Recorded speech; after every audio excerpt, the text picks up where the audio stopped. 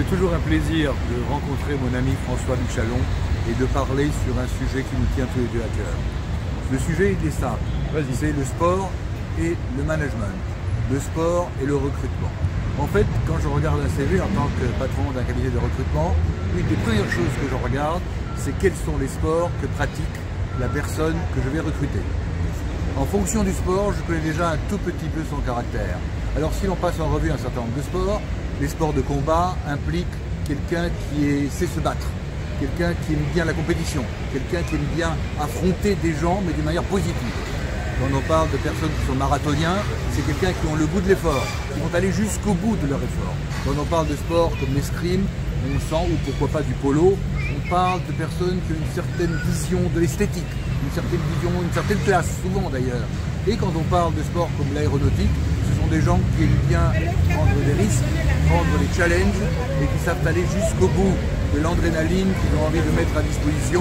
Donc, ce sont des gens qui peuvent être risqués pour l'entreprise parce qu'ils n'ont pas peur de prendre des risques et de courir au succès tout en affrontant parfois les échecs. Alors, ce qui est intéressant dans tout ce que tu dis, c'est qu'on peut peut-être préciser pour ceux qui ne te connaissent pas encore, qu'est-ce que tu fais, Dan?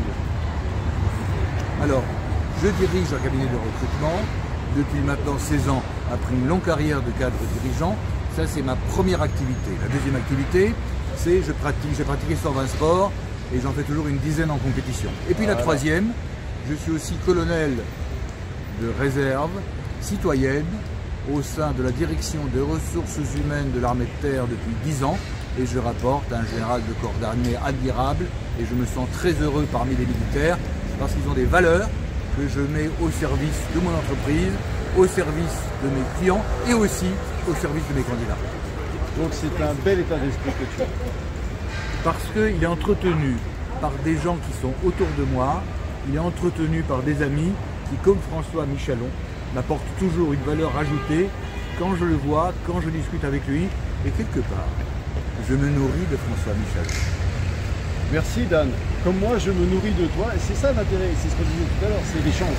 Oui, l'échange, et aspirer de chacun ce qu'il a de meilleur pour pouvoir l'adapter en fonction des circonstances. Et tout en respectant les uns les autres. Absolument, le respect est important, tu as raison François. Tu vois, tu viens encore de me rappeler une de nos valeurs communes. Merci pour cet échange. C'est moi qui te remercie François, toujours un plaisir et je suis ravi de cet entretien un peu au débeauté. Absolument. Mais qui m'a permis à nouveau de réfléchir avec toi à des choses importantes que nous mettons en pratique tous les jours. Absolument. Merci Dan. Un plaisir.